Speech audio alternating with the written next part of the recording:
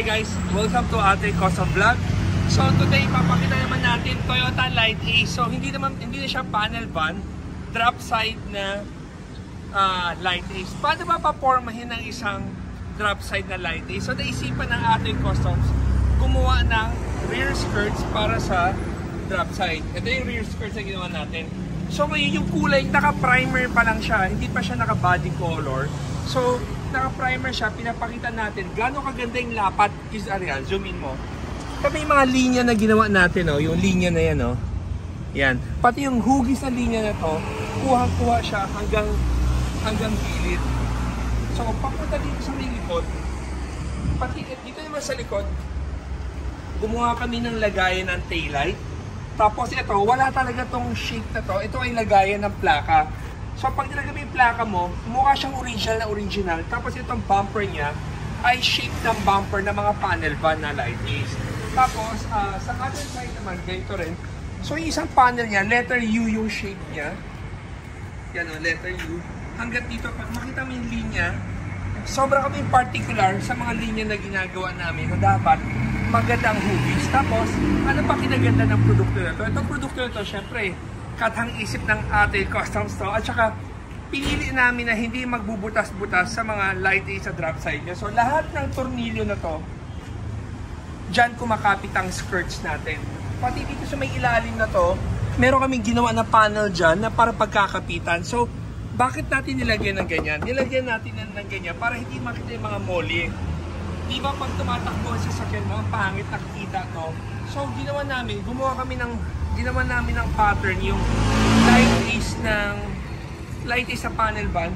Kinuha namin yung design na to, tapos inadapt namin dito. Ngayon, syempre tiyata na tao, teka, paano ba pag binuksan mo yan? May tatamaan ba? So magandang tanong yan. So papakita ko sa inyo, pag binuksan tong panel van na to, yan na, pag binaba mo siya, yan, sisilipin mo. Yung detalye, walang tinatamaan dito sa ilalim. Yan o. So, pati yung gapping, itong mga gap na to, pinag-aralan natin yung gap na yan para hindi tumama yung mga ano, every time na binubuksan mo. Itong likod naman, nag-develop rin tayo ng ducktail spoiler. Itong ducktail spoiler to, pampakyut lang to. Hindi naman talaga, wala nang aerodynamic ang tinatawag dito. Kasi sa mga race car namin, nilalagyan namin ng ganyan. Nagkataon lang, nakita ko sa Japan na yung mga Light Ace na ginagawa doon, lagi may ducktail na ganyan. So, wala lang, ginaya ko lang rin yung design na yun. Pero itong design na to, hindi ko kinopya sa Japan ng original na Ate Customs na. Tapos, ito, syempre pag binuksan mo to, ang tanong, ito ba ay babangga pag binuksan? Papakita ko sa inyo. Yan. Silipin mo sa gilid. Yan o. Wala kang tinatamaan dito. So, lahat ng pagdisenyo namin sa skirts na to at saka sa spoiler na to, talagang binigyan namin ng pansin. Pati yung mga butas na to, puro original.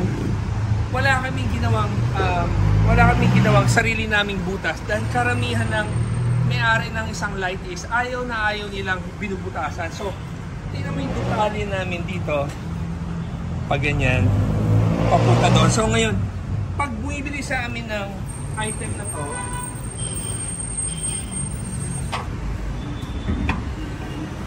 okay.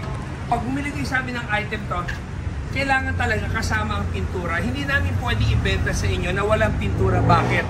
Kasi itong panel na to, since letter U siya, itong portion na to, pag hindi mo siya nailapat ng tama, pwedeng mabaluktot or masira. So, kung sakaling merong taga-province na gustong order sa amin as of now, hindi namin ma-serve because of pag nasira to, magkakasisihan lang. So, ang ginagawa namin, Metro Manila client na basta nasa Manila, basta idadalhin mo sa amin yung drop side mo para mailapat muna namin ng tama bago namin pipinturahan. So, pinipinturahan namin to na nakakabit na doon sa paikot na ganyan kasi hindi pwedeng pintura na nakahiwalay dahil malambot itong portion ito. So guys, sana natuwa kayo doon sa pinakita natin ng Light Ace. Alam mo, sobrang rin ako excited na ipakita itong Light Ace kasi merong iilan dyan. Hindi naman lahat kayo kailangan nyo itong skirts na to. Pero may mga iilan dyan na enthusiast katulad ko na may drop side ako. Gusto ko rin pa-formahin. Ang kulang na lang nito, mag wheels at saka air suspension. Hindi lang pinayagan ng asawa ko bumili pa ng isang Light Ace para lang i-drop ko. Plano kong i-drop at lagyan ng mags na nakalabas. Tapos lalagyan ko pa ng skirts. Kaso hindi ko rin siya magagamit. So sana sa mga viewers sa same passion ko at same imagination ko, pwede kayo magpagawa sa amin. Ang air suspension is a third party, hindi kami ang may-ari. Pero ang price ng air suspension about 75,000 to 80,000 para mag-may air suspension. Yung mags naman, gusto mo old school or modelo, bahala ka, gusto mo ilabas. Kung ilabas mo yun, gagawa tayo ng flares. Pero pinaka maganda, gagawa kayo parang donut tire na lang na medyo nakatumpok lang dito para busog na busog tingnan. So, guys, ang saya namin sa katang-isip na nagawa namin. Pero ito na yung ending natin. Ang ending natin, papasyal ko kayo sa A. Regina Parlor na barbershop na lagi kong pinapagupitan sa West Avenue. Pakikilala kayo sa mga magagaling na barbero dito. Tara. Ayan. Okay guys, nandito tayo sa loob ng A. Regina. Umpisa natin kay Nelson. Ito ay magaling magtasa. At ito naman, ito yung gumugupit sa akin, bulero. Pero kung wala pa si Mr. Bulaon, ang kapalit ko si Marty. Ito si Marty, ang lakas magbisikleta nito. Tumaba lang ngayon dahil hindi pinayagan ng misis. Pero napakagaling gumawa. At saka ito pang huli, si Nino. Ito si Nino, medyo low profile to, pero napakagaling gumupit dito. Wala lang dito yung mas mayabang naming lolo. Para sa kanya siya ang pinakamagaling kasi wala siya, hindi ko mapakilala. At saka syempre mga girls natin. Kung kailangan nyo magpamassage ito, si ate foot massage yan. Diba? Tapos ito, kung kailangan mo na magbayad, ito ang kailangan mo. So guys, sana natuwa kayo sa vlog natin about Light Ace. Everyday is a blessing. Kung ikaw ay nalulungkot, tuturuan mo ang utak mo magbago ng isip at maging masaya ka.